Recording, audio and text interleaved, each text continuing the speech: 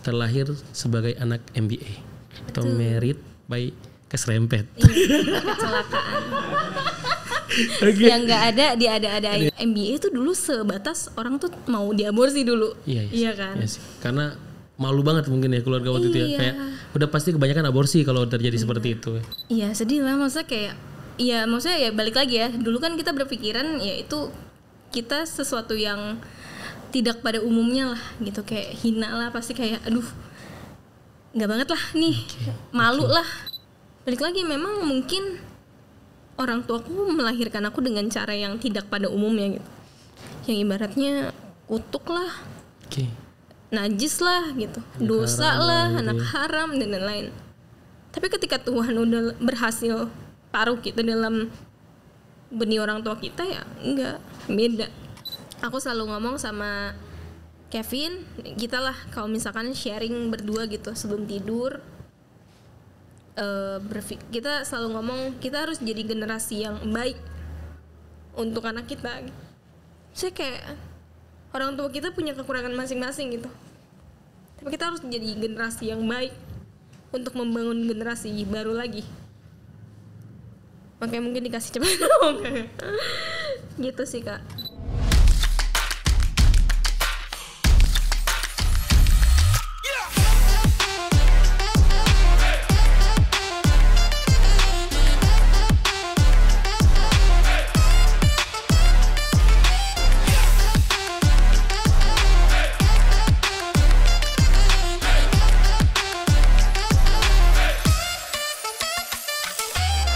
Selamat datang di Ability Podcast. Believe in yourself. Oke. Kali ini kita kedatangan tamu yang ingin sharing kehidupannya. Mungkin bagi generasi sekarang, generasi milenial sampai ke bawah kan bakal banyak relate ya kehidupannya. Dan mungkin akan sangat jadi inspirasi bagi kalian yang nonton video ini. Makanya tonton video ini sampai selesai. Selamat datang Mika. Halo Mika, sehat? Sehat. Alhamdulillah. Tadi dari rumah berarti? Dari rumah. Gimana macet perjalanannya ke sini? Macet sekali. Wow. Mohon maaf, terima kasih sudah datang di Ability Podcast. Terima kasih sudah datengin aku, mengundang. Karena gue yakin lu bakal jadi banyak inspirasi bagi banyak orang ya. Problem kehidupan lu banyak yang merasakan. Mungkin dan tidak banyak yang berani speak up seperti lu. Karena ini cukup masalah yang sensitif, sangat-sangat sensitif sekali, bisa mempengaruhi kehidupan lu mungkin ya. Mungkin kalau sekarang lu udah berdamai dengan hidup lu ya. Sudah menerima. Sudah di tahap memaklumi. Ya sudah, gitu ya. Oke.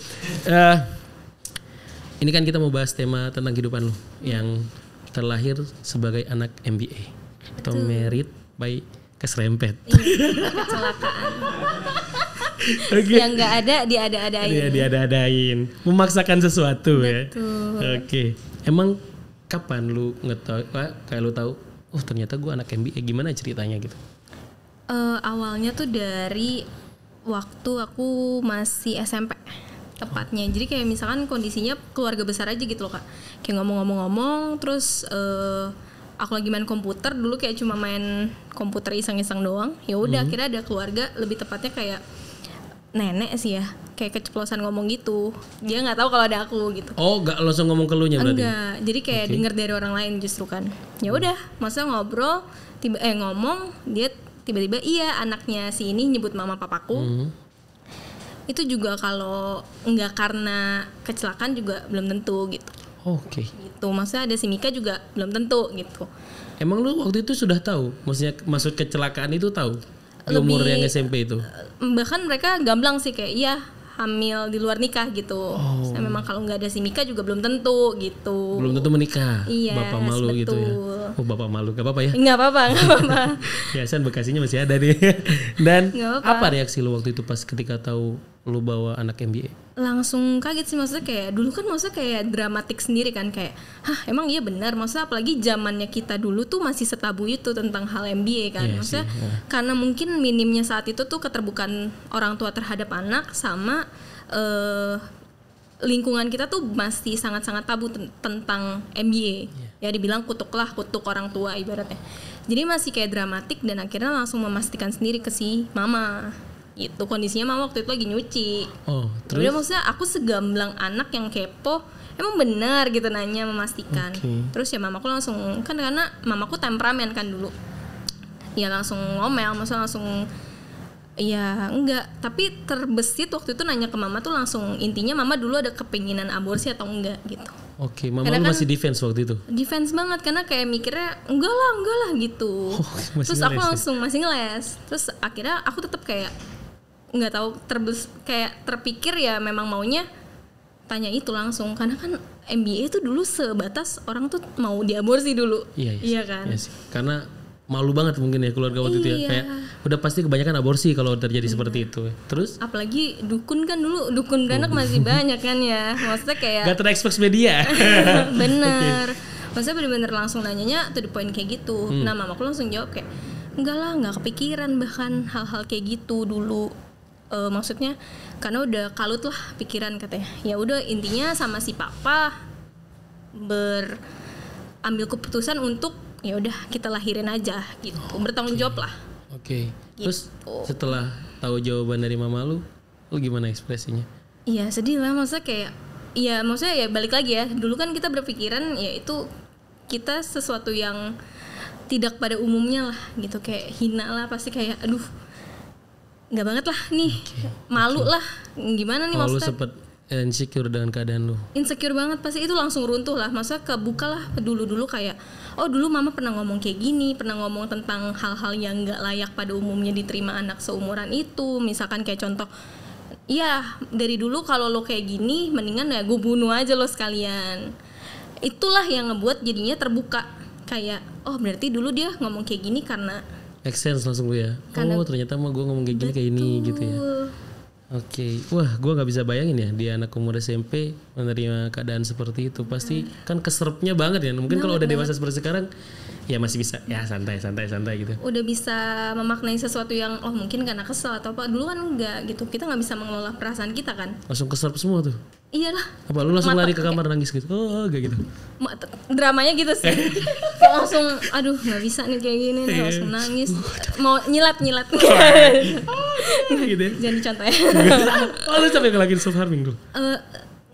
Lebih kepada nggak pernah nyakitin diri, karena dulu aku tipenya yang mendem terus gitu loh Kak. Oh, introvert. Jadi kayak introvert parah dulu, nggak punya teman, nggak, karena ngerasa nggak diterima juga kan, mungkin kayak ada sisi nggak diterima di rumah, jadi kebawalah keluar gitu. Oke. Terus jadinya kalau misalkan mengalami hal-hal yang dulu mama sih selalu bilang kayak Mika tuh dulu kalau diomelin pasti ke kamar dan nggak akan ngapa-ngapain, jadi memang bener-bener mendem dan diem gitu.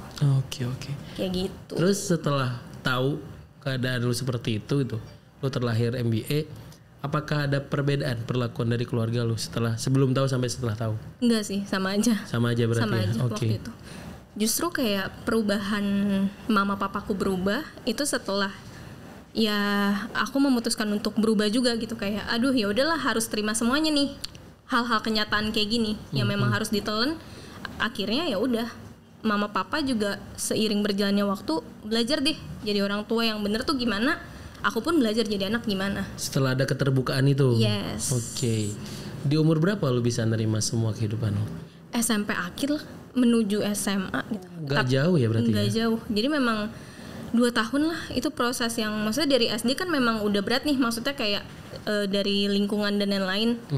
Terus ditambah dulu mama kan perlakuannya SD SMP yang parah menurut aku. Oke. Gitu. Kalau SMA kan aku mungkin udah bisa ngomong sesuatu yang lebih baik lah, jangan gitu atau apa. Oke. Nah, sebelum tahu keadaan lu, pernah nggak sih dulu ada teman-teman lu atau kan biasanya tetangga julid-julid tuh ya?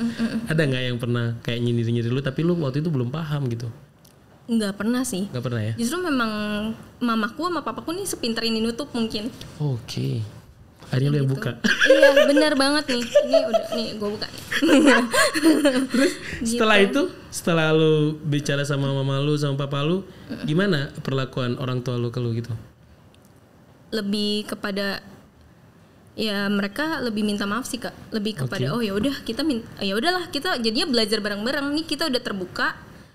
lebih belajar lagi bareng-bareng, kayak Lebih sayang berarti jatuhnya ke lu. lebih punya cara yang lebih baik Oke. dalam memperlakukan anak. Lebih humanis lah ya memperlakukan anaknya. Betul. Maksudnya dulu kan emosinya meledak. Maksudnya kayak bener-bener kalau dibilang bego ya bego, anjing ya anjing, bangsat ya bangsat gitu loh. Keras hidupnya. Nggak punya kontrol gitu loh. Oke. Nah akhirnya setelah mungkin tahu kalau itu tuh hal yang bakal berdampak untuk hidup aku nantinya, ya mamaku jadi meminimalis lah Oke. hal-hal kayak gitu. Nah kalau dari keluarga lu kan mungkin lebih terbuka ya orang tua lu ya. Apa kalau di diri lu ada nggak kayak merasa, aduh gua anak yang nggak dianggap di selama 2 tahun sebelum lu menerima itu, apa yang terjadi di hidup lu gitu? Nah sebenarnya tuh waktu awal banget Kak, aku tuh ngerasa kayak bermasalah dengan diri aku tentang kok gue ngerasa dimanapun gue berada gue ngerasa gue nggak layak, kok gue ngerasa kayak nggak berharga. Itu bertanya, itu kita kan punya, maksudnya di dalam hati kita yang paling dalam pasti kita ngerasain sesuatu tentang diri kita kan. Aku sudah merasakan hal itu. Jadi setelah tahu pembelajarannya bahwa ternyata MBA itu berdampak ke hal-hal dalam diri kita, ya awal-awalnya seperti itu. Jadi benar-benar aku ngerasa nggak berharga nih, nggak layak dimanapun aku berada. Bahkan kayak ada contoh misalkan misalkan ikut lomba, terus lombanya itu tim, misalkan lomba waktu itu lomba nari lah ibaratnya. Kalau tim itu kalah, aku berasanya kenapa tim itu kalah ya karena ada aku. Salah kamu gitu. Iya, padahal kayak enggak kan kayak gitu. Se-insecure itu berarti. Se-insecure itu. Dan apa yang lo lakuin ketika lo insecure seperti itu, tidak menerima diri sendiri itu? Lebih kayak ya. Melampiaskannya kemana lo gitu? Bahkan nggak dilampiasin Kak, bener-bener ya udah, maksudnya kan dulu kan nggak ngerti caranya, ngerti nggak sih Kak? Kita buta dengan kayak kalau anak zaman sekarang kan lebih terbuka sama orang tuanya. Kalau dulu nggak, aku nggak akan membicarakan hal-hal kayak gitu ke temen juga kan dulu nggak ngerti cara curhat yang cara sharing ya, sharing yang baik tuh gimana, nggak ngerti. Jadi ya udah lebih nelen aja gitu. Jadi banyak banget sih dulu yang emosi-emosi yang memang dipendem aja di dalam kamar gitu. Apa lo nggak pernah self harm, nyakitin diri sendiri Kak? Enggak sih, lebih kepada aku lebih mikirin bagaimana gua mati. Maksudnya kayak kalau serem ya? Iya, kalau misalkan iya orang kan segampang itu nyakitin. Dulu aku setakut itu justru nyakitin diri aku. Tapi di otak aku akan bermain kayak kalau gua mati mereka gimana ya? Gitu loh. Kayak lebih baik enggak ya? Ini cewek nih. Padahal nggak akan masuk juga air matanya. Kak, sorry. Oke. Minta maaf dulu ke suaminya. Maaf buat istri lu nangis. Nah, kan ketika itu kan lu tidak bisa menerima diri sendiri. Pasti kan berdampak ke sosial lu kan. Kayak lu sering menyalahkan diri sendiri. Jadi kasarnya jadi orang yang gak asik pasti kan. Benar. Terus apa dampak eksternal yang lu dapat ketika itu? Nggak punya temen. Lu ngejalanin hidupnya seperti apa gitu? Pulang sekolah, pulang udah. Oke. Terus kalau bahkan nih kayak guru, misalkan dulu apa ya yang bisa dibanggain tuh dulu tulisan bagus lah. Jadi yang bisa aku banggain dulu tuh waktu SD ya, ini SD tulisannya bagus, jadi suka disuruh jadi sekretaris gitu. Itu aja aku nggak akan ngerasa nggak layak gitu. Banyak lah hal orang-orang yang lebih baik. Ya. Gitu. Ya bayangin cewek di umur segitu pasti berat sih. Kalau cowok sih gue bodo amat ya. Ya udah cowok mah di hutan juga gak masalah. Tapi kalau cewek itu sangat berat sih pasti. Nah dari semua kejadian yang lu alamin waktu SMP, pernah sempat kepikiran gak bahwa lu ingin kabur dari rumah gitu? Pasti gak sih Kak, kayak dramatik diri ya. Balik lagi kayak dramatiknya kan dulu pasti kayak mau bunuh diri lah, mau kabur lah, ibaratnya gitu. Makanya banyak mungkin yang dulu mau pasti nyakitin diri sendiri gitu, karena mereka berpikirnya udah bukan tentang kabur, tapi tentang bagaimana mereka ya selesai aja hidupnya gitu kan. Kalau aku kabur sih lebih berpikir dulu nggak tahu mau kemana sih. Teman kan nggak punya, terus saudara yang ada ya dulu balik lagi nih kayak culture-nya keluarga besarku tuh lebih nyecer gitu loh Kak. Kayak balik sana, ngapain lu gitu, ngerti kan? Jadi nggak dapat penenangan juga buat apa gitu. Tapi kan itu karena lu nggak ngungkapin dirinya, maksudnya lu nggak ingin terbuka sama mereka, makanya mereka juga menutup diri mungkin. Bisa jadi karena kan dulu balik lagi ya Kak, kayak nggak bisa mengelola apa-apa. Yes. Kayak emosi kita bingung mau cerita apa. Internet tapi udah ada kalau itu ya. Udah ada tapi kan dari warnet tuh. Iya, ya susah, kan? agak susah ya, agak bisa akses segampang sekarang ya. Benar-benar. Kelihatannya kita seangkatan. Ceritanya relate dari kehidupan gue. Oke. Nah, gimana kamu? Pasti kan selama 2 tahun itu lu ada momen-momen ngumpul keluarga dong, keluarga besar. Benar. Di hari-hari tertentu biasanya kan. Apa yang mereka lakukan apa? Mereka sih bingung normal aja sih kan, maksudnya memang ya kayak sepupu-sepupu aja, masa kita tetap main gitu.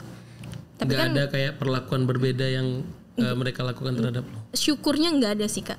Lebih kepada akunya mungkin ya, akunya yang lebih ngerasa dulu kan lebih gampang iri ya, masa kayak mereka bisa di-treat baik gitu, di-treat baik sama orang tuanya mereka, aku enggak gitu. Sedangkan mungkin abis misalkan mereka ulang tahun, mereka bisa dapat kado di tahun itu, misalkan handphone baru gitu. Sedangkan kan di ulang tahun yang sama, aku malah tahun ini dipukulin dulu gitu loh, ngerti nggak? Dapat masalah dan dipukul. Jadi lebih nge-compare-nya dari segi itu sih.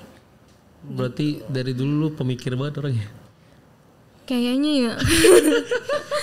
Lebih kayak mikir, lebih kayak ya udahlah, maksudnya gimana gitu. Oke. Nah, pas apa triggernya ketika lu gue sebenarnya harus menerima semuanya deh. Ada trigger nggak?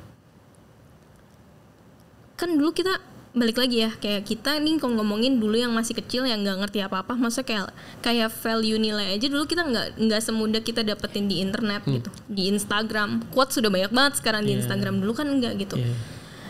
Kalau dulu lebih kepada untungnya memutuskan untuk waktu itu ke gereja.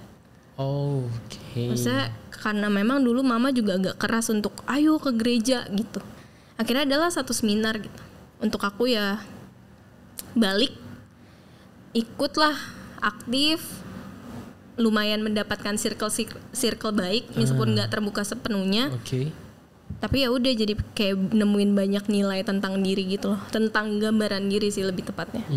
Apa yang ada ceramah apa yang sampai lu kayak sadar gitu ke diri lu bahwa lu harus nerima semua takdir yang udah Tuhan kasih ke lu gitu?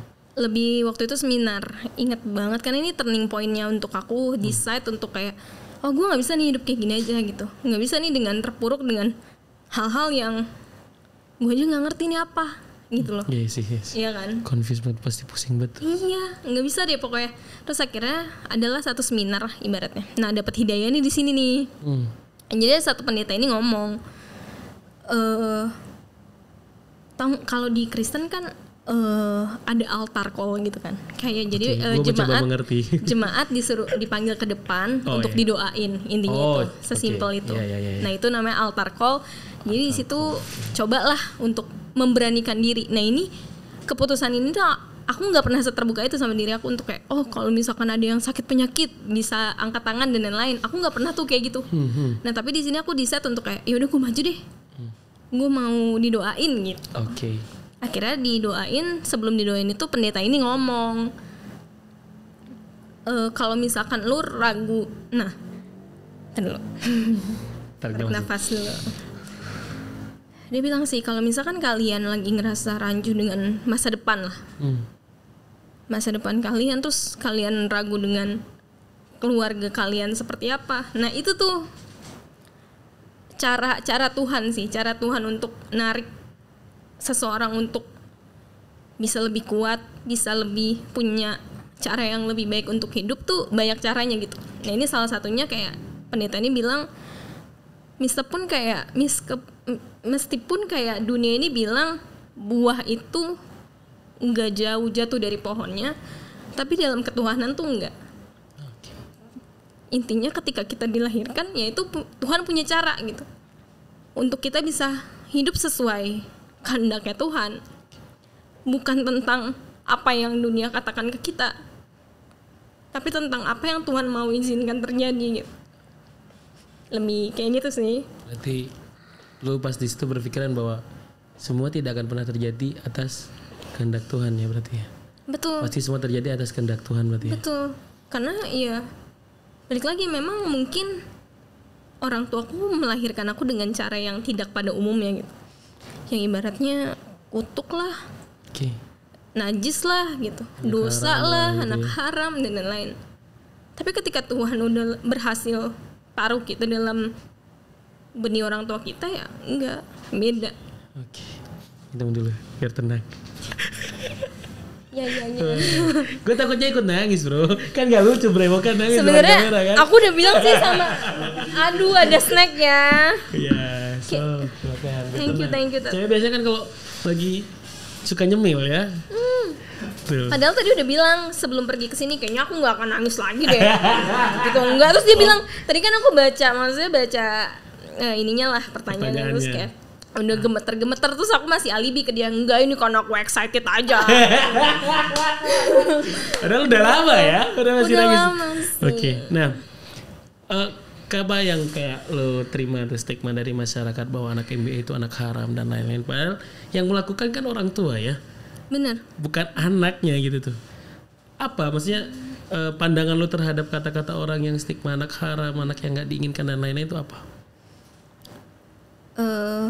Stigmanya tuh lebih kepada mungkin dulu ya kayak ketika satu orang berbuat dosa, semuanya harus kena gitu loh. Oke. Iya kan?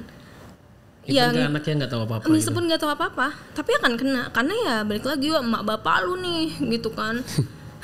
Bibit nih gitu.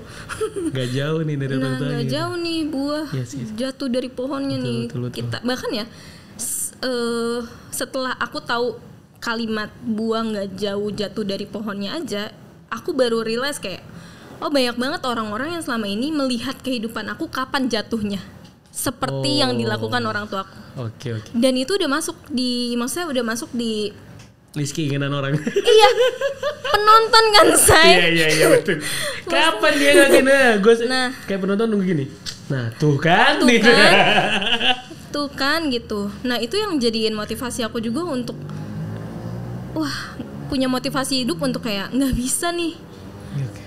Justru aku nggak mau membuktikan omongan orang tentang aku akan seperti yang dia pikirkan gitu. Betul. Itu sih yang ngebuat aku kayak pas saat itu aku decide untuk nggak bisa hidup gini-gini aja. Pas abis seminar itu fully dia aku kayak proses ya, balik lagi jatuh bangun juga Kak. Untuk bisa ada istilah penerimaan diri lah. Untung ya lo menerimanya dengan cara berpikir yang positif ya. Kalau yang negatif wassalamualaikum. Tapi berarti pas lo masuk ke gereja, ketika menemukan teman-teman yang bersama Tuhan itu, berarti lo nemuin teman yang ngebantu lo untuk bangkit dari sana berarti? Nemuin syukurnya.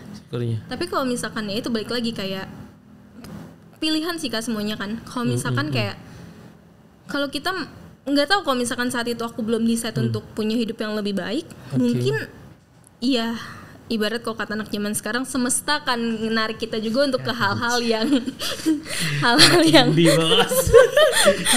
Saya cuma kasih tahu, nanti kita kasih background ya, kasih apa musik gitu, taruh di TikTok ya. Coba gimana, ulang lagi deh. Ulang. Mungkin kayak kalau anak zaman sekarang bilang kayak bisa jadi juga ketika kita nggak memutuskan untuk nggak lebih baik, ya semesta akan menarik kita juga untuk hal-hal yang buruk. Dipotong ya guys, nanti kasih backsound. Nah kalau bicara sudut pandang lu nih, makanya sekarang lu pasti kan nemuin banyak lah teman-teman lu atau generasi di bawah lu yang MBA juga gitu, bukan dari anak MBA ya, tapi mereka MBA gitu. Apa pandangan lu sekarang sama mereka? Lebih baik lagi sih, ini kan karena pengalaman hidup aku yang memang aku dijalanin gitu ya.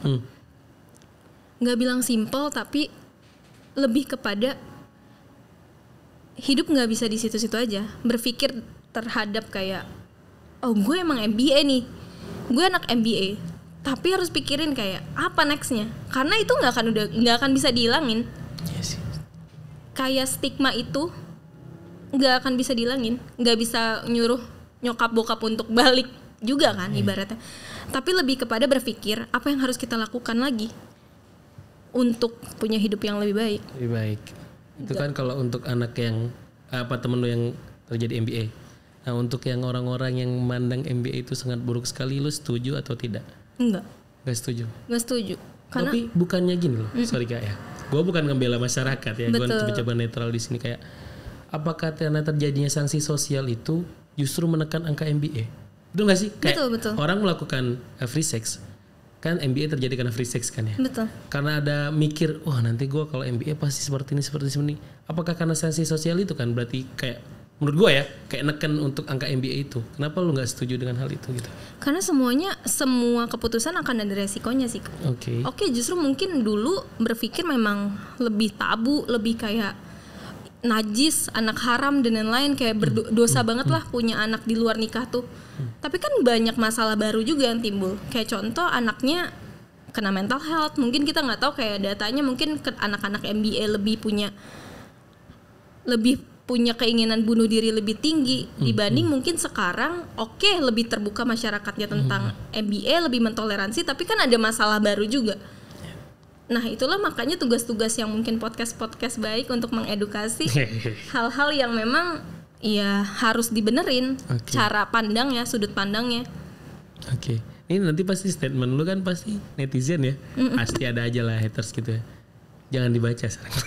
Iya bener banget. Mendingan gak usah baca. Kalau gue sih udah kayak gak masalah gitu. Kalau lu kelihatannya kalau baca bakal nanti mempengaruhi dan nanti Kevin juga yang pusing. Nenanginnya gimana nih? Nah kalau lu tadi kan merasa insecure, lu tidak menerima diri sendiri, pasti kan itu berdampak selain ke teman, ke pasangan. Pernah gak pasangan lu sampai kayak marah atau seperti apa kalau karena sifat lu yang tidak menerima diri sendiri itu? Sering sih Kak, dulu kayak mikirnya kan jatuh bangun dalam percintaan ya. Wih, gokil. Pencari cinta sejati. Jadi kayak mikirnya dulu kan kalau misalkan ditanya kayak dulu pernah ada di tahap toxic relationship gak gitu. Ya aku pasti akan jawab, bukan mereka yang toxic sih, justru gue yang toxic. Karena memang akunya belum, masih gimana sih, nggak ada yang belum selesai dalam diri, mau sok-sokan pacaran gitu loh. Jadi kan menimbulkan masalah baru kan. Lebih kayak posesif, insecure-nya. Posesif kan salah satu insecure kalau kita nggak mempunyai value yang baik kan sebagai pasangan. Insecure tumbuh karena rasa tidak percaya diri. Betul. Gitu ya. Merasa value-nya sangat sedikit gitu ya. Iya. Berarti lu posesif banget dong orangnya dulu. Waduh. Ibarat sampai sekarang kali. Enggak. Coba bisa dipastikan ke suami. Oke. Nah, lu ketemu sama suami lu sekarang, itu gimana prosesnya? Boleh kali ya, Vin ya. Kepo gue nih. Lebih kepada dulu.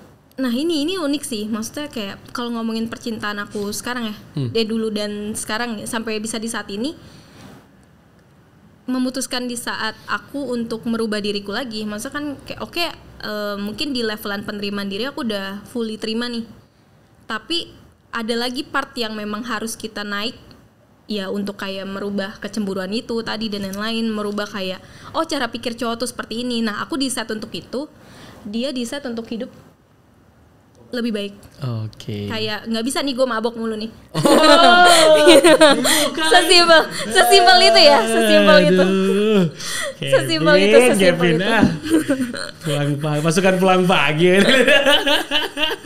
Terus? Iya, jadi lebih kayak akhirnya dipertemukan di waktu yang tepat juga gitu. Coba kalau misalkan dulu aku ketemu dia di saat aku masih toksik dan dia masih hidup begitu gitu, nggak akan nemu tuh. Nggak akan nemu ya, nggak sefrekuensi ya. Bener. Berarti kalian bertemu karena udah sama-sama pengen merubah hidup lebih baik berarti. Itu pas awal sebelum lu pacaran sama Kevin, sama suami lu, itu udah lu ngomong keadaan lu atau setelah pacaran lu ngomong gitu? Ngomong sih, karena kondisinya waktu itu aku bilang sama dia kayak, nih aku tipe orang yang tipe cewek yang memang udah capek lah jalin hubungan, karena memang bener-bener pencari cinta sejati banget Kak. Kacau hidupnya. Kayak pengen banget cepetan nikah gitu loh. Enggak. Kebelet betul. Lebih kepada mau membuktikan aku nggak jatuh di nggak jatuh di pohon yang sama ya. Takutnya kejadian ya kan. Ditunggu sama masyarakat. Lebih kepada kayak gitu sama Kevin. Sama mana tadi? Takut kejadian, iya, makanya cepet menikah. Nah aku ngomong sama dia kayak, maksudnya kayak aku keterbukaan dulu lah awalnya sama dia. Biar maksudnya kalau misalkan nggak terima aku dengan kondisi aku, ya nggak sakit-sakit amat gitu. Tujuannya sih lebih ngejaga juga. Apa reaksi Kevin waktu itu ketika lu cerita tentang itu? Lebih ke ternyata dia sadar dia pun punya kekurangan gitu loh Kak. kayak cowok sejati. Iya kan, egonya udah mulai turun soalnya. Oke. Gitu. Nah setelah pas pacaran berapa lama tuh untuk memutuskan ini nikah yuk gitu? 4 tahun. Oh lama ya. 4 tahun bener. Kok bisa pacaran 4 tahun tuh ngapain aja kalian? Maksudnya gimana cara, bukan ngapain aja, salah pertanyaannya guys. Salah pertanyaan, maksudnya gimana caranya buat hubungan tuh langgeng? Itu pertanyaan pas tuh. Nggak seru deh kayaknya. Enggak, nanti enggak banyak kan. Oh gitu. Oke, enggak apa-apa kayak gitu. Ya udah 4 tahun ngapain aja Mika sama Kevin? Aduh. Lebih gimana nih yang mana nih? Terserah lu mau cerita apa dong kan? Lebih kepada kayak kalau misalkan hubungan mempertahankan yang 4 tahun itu. Iya, lebih maksudnya kayak udah clear di awal sih, maksudnya kayak apapun yang ya balik lagi keterbukaan. Misalkan kayak dulu mungkin cowok kan nggak mau ribet ya, balik lagi kayak kalau misalkan hal-hal yang dia nggak mau dijelaskan lebih detail ya dia akan memilih untuk tidak bilang sama pasangannya gitu. Aku lebih bilang kayak terbuka aja, maksudnya kayak aku se-fine itu untuk menerima apapun yang kamu rasa aku nggak bisa terima gitu. Oke, semuanya tentang. Biasanya kan cowok tuh paling males ngomongin masalah fetis ya. Iya. Itu Ngomong seterbuka itu seterbuka itu. Justru bahkan kita memutuskan sebelum married kita udah harus ngomongin itu. Oh, oke. Bahkan kita sebelum married maksudnya kayak pas kita memutuskan kepikiran untuk married ya, kita udah ngebahas bukan tentang kayak fetis aja gitu, tapi tentang ya balik lagi tentang perceraian. Banyak hal yang dalam itu kalian bicara ya. Banyak hal yang Gokil. orang nggak mau maksudnya kayak pasangan banyak yang ditutupin, tapi kita harus bisa buka itu justru. Kan kadang pasangannya apalagi cewek bucin-bucinnya kan Kak. Maksudnya maunya tuh mendengar sesuatu yang dia mau dengar aja. Betul. Padahal itu waduh. Gue baru dapat ilmu baru nih, ngomongin pacaran udah ngomongin perceraian. Iya. Wah, gokil. Kan? Sedalam itu ya. Iya sih. Gitu sih. Berarti lu masalah ngomongin fetis itu cuma hanya membicarakan ya, belum melakukan berarti. Sampingan. Ya kan nggak bisa hidup serius-serius aja Kak. Gitu loh. Nggak bisa. Selingan. Iya. Tapi 4 tahun itu cukup. Itu lama banget sih menurut gua ya. Lama. Itu nyicil motor dapat 2 kali, Pin. Nyicil rumah udah dapet kelihatannya tuh. Oke. Nah, tapi pas 4 tahun tuh keluarga saling tahu. Apa backstreet? Tahu. Oh, saling tahu berarti ya. Balik lagi sih kayak aku pun bilang ke suami masa ke Kevin, ya lebih baik keluarga kamu kalau nggak suka sama aku cut di awal. Jadi aku bener-bener nunjukin kayak ini aku gitu. Oke, tapi Kevin ngasih tahu ke keluarganya bahwa kondisi lu seperti ini. Sebenarnya aku memberitahu Kevin, tapi kan bukan kewajiban aku untuk memberitahu keluarganya. Jadi melalui dia. Kasih tahu nggak? Kasih tahu sih. Karena kan waktu itu juga aku di podcast yang lain ya. Iya sih, kemarin ya. Nah, yang gitu 2 tahun yang lalu berarti keluarga udah pasti tahu semuanya. Betul. Tuh ya. Oke. Ada perlakuan sesuatu khusus nggak pas tahu keadaan lu seperti itu? Lebih. Kan orang tua kolot ya. Iya. Zaman di atas kita ya, orang tua kita kan kolot ya. Hal seperti itu hal yang wah. Syukurnya keluarganya Kevin tuh keluarga yang baik-baik aja justru Kak. Maksudnya lebih bisa open minded lah dibanding keluargaku. Jadi berpikirnya bukan tentang masa lalunya, tapi berpikirnya tentang aku yang sekarang, aku yang bagaimana orang ini. Aku juga dapat pembelajaran baru. Ya bukan tentang MBA-nya, tapi bagaimana individunya menjalani kehidupan saat ini gitu. Kalau memang ternyata mempunyai karakter yang masih maaf maksudnya masih bobrok, ya itu akan menjadikan stigma MBA itu akan semakin jelek gitu. Semakin buruk ya. Ya semakin buruk. Berarti lu hidupnya terus membuktikan diri berarti ya. Nah itu dia tuh. Capek banget makanya. Karena udah punya stigma Kak. Kalau jatuh dikit tuh abis kelar. Iya sih. Wah pantesan nih makanya kan gini gitu. Tuh udah gue bilang penonton kan. gue bilang nih. CCTV terbaik adalah tetangga. Iya, masa gitu sih. Jadi aku lebih punya kewaspadaan untuk menjaga hidup aku untuk iya nakal kan ya, buat pengalaman dari bayi kan, maksudnya tetap mencoba mah tetap. Tapi lagi menjaga ada barriernya berarti lo ya. Maksudnya lebih kepada tanggung jawabnya sih. Kalau melakukan hal itu bisa nggak ya kapasitas kita menampung tanggung jawab sebesar itu gitu. Terus keluarga Kevin bilang nggak diwanti-wanti jangan sampai terjadi ya gitu? Gimana? Pasti. Jangan Nggak, zina ngomong kamu keluhnya ya. maksudnya. Lebih ke aduh jangan zina kamu, hati-hati kamu gitu loh. Jangan zina dilakukan sama lu. Makanya disuruh nikah kali cepet ya. Udah ada bibit nih. Gitu. Wah, bahaya nih gitu ya. Oke. Nah, apa yang memutuskan lu untuk sampai speak up? Kan itu hal yang sensitif ya. Hal yang bakal ngerubah lu banyak gitu. Sampai lu speak up berani. Oh, gue berani ngomong ke media sosial, dan lu harusnya paham jejak digital kan tidak bisa dihilangkan. Betul. Tuh sampai kapanpun itu ya. Betul. Apa yang membuat lu sampai berani ngomong di publik? Lebih memastikan sih kayak aku beneran sudah pulih atau belum dari hal ini. Jadi aku pun mempersiapkan diri aku ketika orang lain membicarakan sesuatu yang berbeda dengan aku, pengalaman yang berbeda dengan aku, ya itu nggak apa-apa, itu mereka gitu, itu pengalaman mereka dan ini pengalaman aku gitu. Jadi kalau misalkan orang-orang yang mencari sumber penguatan atau mencari motivasi atau mencari sudut pandang yang baru tentang MBA, jadi nggak cuma dari aku aja, banyak gitu loh yang bisa speak up tentang MBA. Jadi aku menguatkan diri aku untuk kayak ya itu mereka, ini aku gitu. Makanya kayak disclaimer-nya ya ini pengalaman aku gitu. Oke, lu men-challenge diri lu sendiri, memvalidasi lu bahwa lu udah kuat apa belum nih ngadepin ini. Nah, gitu. Tapi kuat udah. Udah sih. Baca kok aku di podcast satu lagi aku baca tuh kayak ada yang bahkan kayak ih mamanya jahat banget gitu. Terus aku langsung evaluasi, salah nih gue ngomong. Terus mamaku bilang, "Iya lu ceritanya gue jahat banget memang." Lah, emang iya aku bilang. Maksudnya apa reaksi Pak lu tuh pas gitu? Jadi mamaku pun aku make sure gitu kayak, "Mah, Mika mau diundang nih tentang ini." Mau, wah gila lu gitu. Ya terserah sih, tapi intinya gitu. Maksudnya kayak ya kita memastikan kita sudah pulih dari hal-hal itu, dari sudut orang tua, aku dari sudut aku gitu. Akhirnya emang aku pun seplong itu sih untuk menceritakan. Apa yang lu dapat setelah lu speak up? Selain memvalidasi bahwa lu udah kuat. Lebih ke eksternalnya itu apa yang lu dapat dari eksternal? Lebih bisa menerima kayak ini MBA tuh masih, bahkan ya Kak, ini sharing tentang setelah aku dari podcast sebelumnya tuh banyak banget orang-orang beberapa DM tentang mereka sharing jadinya kayak mereka juga terlahir dari anak MBA dan sebanyak itu juga yang belum bisa nerima diri mereka. Satu sisi circle aku jadi tahu kalau oh ya ternyata kita satu server, tapi di satu hal lain banyak banget yang cerita bahkan setelah mereka sudah married pun mereka belum bisa nerima itu terhadap orang tuanya yang melakukan hal itu karena dampak sanksi sosialnya yang mereka terima. Jadi gara-gara lo nih gue kayak gini. Bahkan mereka sampai berpikir gue gagal, hidup gue gagal saat ini gara-gara orang tua, karena gue terlahir sebagai MBA. Dan itu yang ngebuat aku terbuka.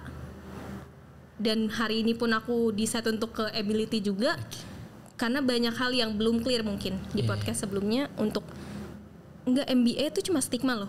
Cuma memang takdir kita dilahirkan seperti itu. Tapi untuk memutuskan kita bisa hidup lebih baik atau kita punya hidup yang memang berharga, hidup yang memang layak untuk diperjuangkan, hidup yang enggak orang lain mau kita cuma sebatas itu, kita punya hidup maksimal, itu pilihan. Itu yang ngebuat aku akhirnya berpikir untuk terbuka lah. Ternyata banyak banget ya yang masih ngalamin hal-hal yang kayak gini di umuran aku atau di umuran yang lebih di atas lu. Betul. Nah, apa lu merasa jadi kayak bertanggung jawab untuk membantu mereka semua? Lebih kepada bertanggung jawab, mungkin lebih kepada membantu sih Kak. Kayak apa yang bisa aku bantu, tapi keputusan itu mereka gitu. Balik lagi kayak kalau mereka belum bisa mendapatkan nilai-nilai yang mereka harus bisa terima, nilai positif yang bisa terima, aku bisa bantu. Tapi untuk masalah keputusan itu balik lagi diri sendiri.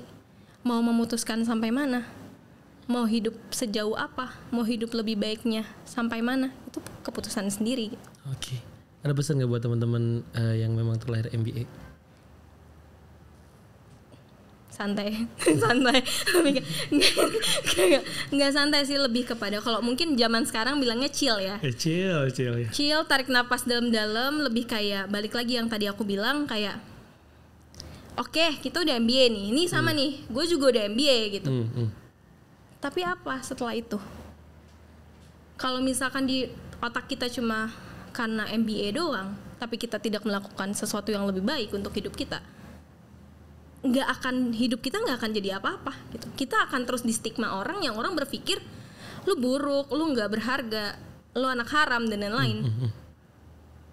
Tapi apa setelahnya?